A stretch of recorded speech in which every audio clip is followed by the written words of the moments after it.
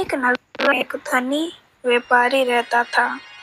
उसका व्यापार दूर दूर तक फैला हुआ था। सभी लोग उसका आदर करते थे। संपन्न होने के बावजूद व्यापारी दुखी था, क्योंकि उसके कोई संतान नहीं थी। वह हमेशा इस चिंता में डूबा रहता था कि उसकी मृत्यु के बाद उसका व्यापार कौन संभालेगा। पुत्र प्राप्ति की कामना से व्यापारी ने हर सोमवार भगवान शिव का व्रत रखना और पूजा करना शुरू किया। वह प्रत्येक सोमवार शिव मंदिर जाकर दीपक जलाता था और शिवजी की आराधना करता था। उसकी श्रद्धा देखकर मां पार्वती प्रसन्न हुई और उन्होंने भगवान शिव से व्यापारी की मनोकामना पूर्ण करने का आग्रह किया।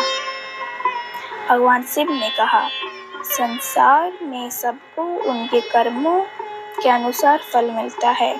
बावजूद इसके मां पार्वती के बार बार आग्रह करने पर भगवान शिव ने व्यापारी को पुत्र प्राप्ति का वरदान दिया, परंतु साथ ही यह भी कहा कि वह पुत्र केवल 16 वर्ष तक जीवित रहेगा।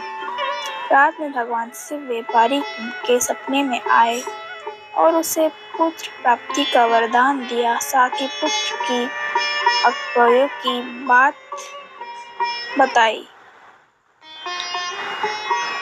इस बात से व्यापारी को खुशी तो हुई, परंतु पुत्र की कम आयु के कारण वह चिंतित रहने लगा। फिर भी उसने सोमवार का व्रत जारी रखा। कुछ महीनों बाद व्यापारी के घर एक सुंदर बालक का जन्म हुआ। व्यापारी के घर खुशियां का माहौल था, लेकिन व्यापारी पुत्र के अल्पायु को चिंतित हो गया। जब पुत्र 16 वर्ष का हुआ तो व्यापारी ने उसे उसके मामा के साथ शिक्षा प्राप्ति के लिए वाराणसी भेजा।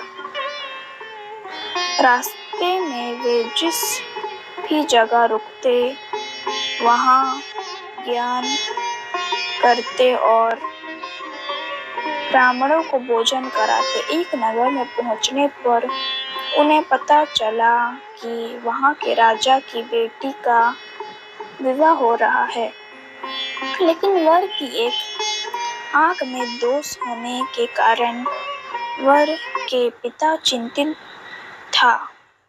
उसने व्यापारी के पुत्र को देखकर उसे दूल्हा बनाने का विचार किया।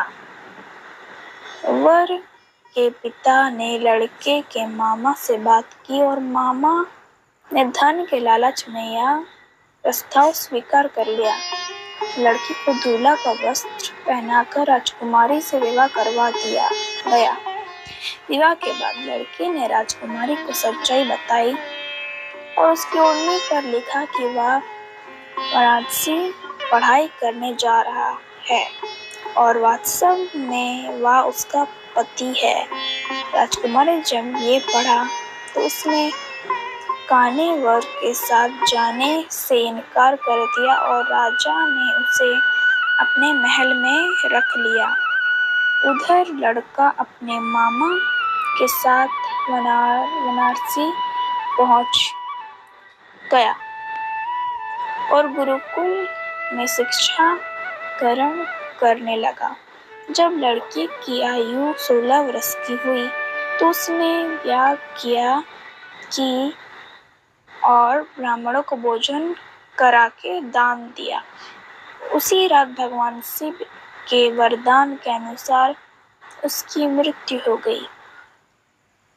मामा ने जब यह देखा तो वह रोने पीटने लगा। उसने विलप की आवाज सुनकर भगवान शिव और पार्वती ने उसे देखा। मां पार्वती ने आग्रह पर भगवान शिव ने उस बालक को पूर्ण जीवन दान दिया। शिक्षा पूरी होने के बाद लड़का अपने मामा के साथ वापस लौटने लगा। रास्ते में वे उसी नगर पहुंचे जहां उसका विवाह हुआ था। महाराजा ने उसे पहचाना और अपनी बेटी के साथ उसे विदा कर दिया। व्यापारी और उसकी पत्नी बेटे की प्रतीक्षा कर रहे थे। बेटे के जीवित लौटने खबर से वे अत्यंत प्रसन्न हुए। उस रात भगवान शिव फिर व्यापारी के सपने में आए और बोले, तेरे सोमवार के व्रत और कथा सुनने से प्रसन्न होकर मैंने तेरे पुत्र की लंबी आयु प्रदान की है। यह सुनकर व्यापारी अत्यंत खुश हुआ। जो भी व्यक्ति सच्चे मन से सोमवार का व्रत रखता है और व्रत कथा सुनता है, उसकी सभी मनोकामनाएं पूर्ण होती है और उसके जीवन में सुख शांति बनी रहती है।